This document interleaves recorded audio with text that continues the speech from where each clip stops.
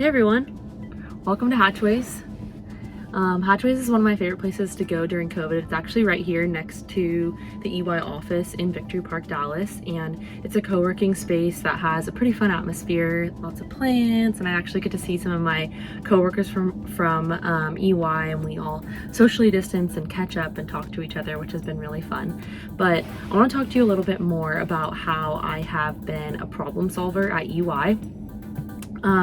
As you all know, I'm a senior one at EY, and over the last 2.5 years, I've worked on a lot of new engagements at EY, new compliance engagements, and also new audit. Working on new audits and new compliance engagements gave me a lot of room for creativity to build a really strong process that can be leveraged in future years and future busy seasons. I helped a lot of clients develop a process, a work paper flow process, and helped a lot of clients set up different technology through OneSource income tax and OneSource income tax provision, so we can make sure that the flow of our work papers is really efficient and leverage all of the proper EY technology that is offered to the client. Outside of that, I actually worked on the business tax advisory team for just over a year on the methods team specifically. In the methods group, you have to have a lot of different problem solving skills because not one method change is done for the same client year over year. So there's obviously no prior year work papers to leverage, no really templates to leverage, and a lot of method changes came out of Tax Cuts and Jobs Act as well as the CARES Act last year. So we had to actually build a lot of standardized templates for clients and use a lot of different data analytical skills and problem solving skills and creativity skills. And then those templates were then leveraged across the United States through our business tax advisory team.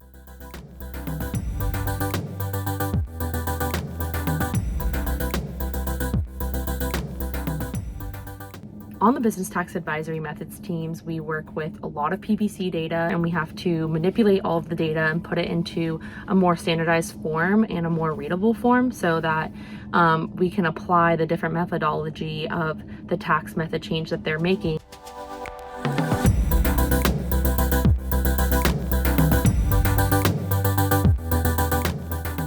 Had to be a big problem solver last year during COVID, right when we were in the middle, or at the beginning actually, of EY recruiting season.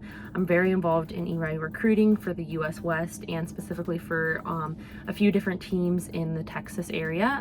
I work really heavily on the Baylor recruiting team, and then last year when COVID hit, we had to be extremely creative and be big problem solvers in order to best engage the different students that we're recruiting with EY, and so we could have a really strong class of future interns at EY. We actually surpassed our numbers on the Baylor recruiting team last year by building out a Baylor buddy system that was then taken and implemented across the US West and is used for all of the different touch points actually for US West recruiting this year, since we still are recruiting virtually. Outside of EY, some of my favorite hobbies that I enjoy that I wanted to touch on is I'm actually really into early American history. I love reading. I've gotten really into reading about the founding fathers and the wives of the founding fathers and their impact on the United States. Outside of that, I'm really into podcasts. Some of my favorite podcasts are Revisionist History by Malcolm Gladwell. I've read quite a few of his books, actually almost all of his books. Some of them are my favorite. And last year I actually just read Talking to Strangers. I reread it and listened to it on Audible, one of my favorite books. Outside of Malcolm Gladwell's podcast Revisionist History, I really like history podcasts, as you can tell. I have listened to Presidential, a podcast by Lillian Cunningham from the Washington Post. It's a great podcast about all of the different presidents and a different perspective on their life. And then I love her other podcast, Constitutional. And some of my other favorite business podcasts are actually called Masters of Scale by Reid Hoffman, the founder of PayPal and ex-CEO of LinkedIn. It's a really great podcast to learn about entrepreneurs and the different ways that they can scale their business quickly and most effectively. And so that's one of my favorite business podcasts.